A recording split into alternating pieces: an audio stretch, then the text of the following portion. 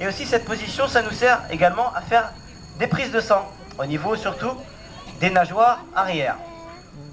Donc bien sûr ça prend du temps, il va falloir désensibiliser l'animal aux appareils médicaux et aussi à rester dans cette position très longtemps.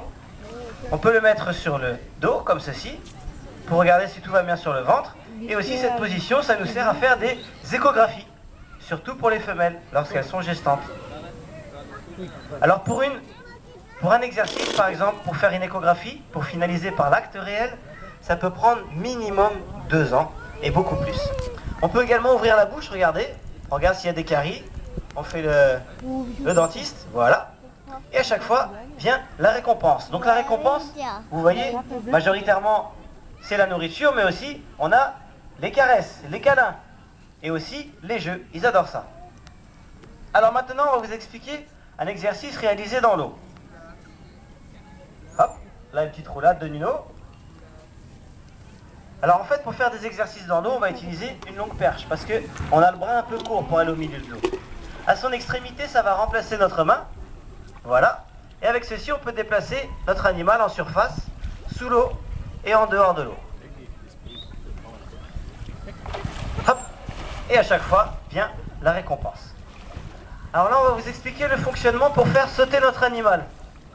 Pour faire un saut. Alors au début, on va utiliser un geste.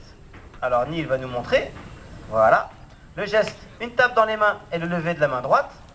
Et après, avec la cible, on va localiser un endroit où on veut qu'il vienne dans l'eau et on va lever la cible. Donc déjà là, on a sauté plusieurs étapes. Nuno connaît l'exercice final.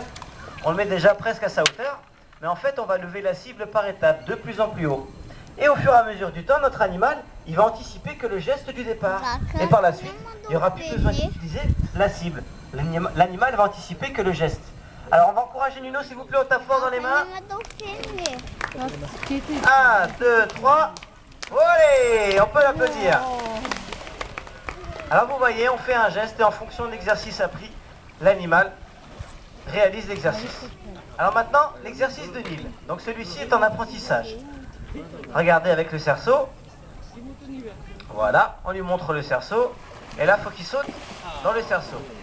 Donc là, il n'a pas réussi. On ne va pas renforcer. On va réessayer une autre fois. Voilà, l'animal il se dit, bah, qu'est-ce que j'ai pas bien fait bien? Voilà. Là, il a réussi. Il est passé dans le cerceau. Et vient la récompense. Et là, c'est un exercice pour aller récupérer l'objet. Alors, on va vous expliquer la dernière grosse différence entre les phoques et les otaries. Je l'avais gardé spécialement pour Nuno. C'est la propulsion du phoque dans l'eau. Donc on va regarder avec Nuno, regardez bien. Et après, je vous laisse répondre à la question. 1, 2, 3. Hop. Alors là, il a confondu l'exercice. Ah, il a voulu prendre un poisson du petit. On va recommencer. Voilà. Voilà, là il a bien réussi. Et le retour, de même. Olé. Alors à votre avis, comment se propulse le phoque dans l'eau? Une chance sur 2. Soit avec les nageoires avant, soit avec les nageoires arrière. Avec les nageoires arrière, exactement. Le phoque va faire un mouvement de gauche à droite, comme vous voyez. Alors que les otaries, elles vont faire un mouvement avec leur nageoire avant. Elles vont se propulser avec leur nageoire avant, un peu comme un oiseau dans les airs. Mais les deux espèces peuvent atteindre une vitesse équivalente entre 30 et 35 km/h dans l'eau. Elles sont aussi agiles l'une que l'autre. Malheureusement, nos séances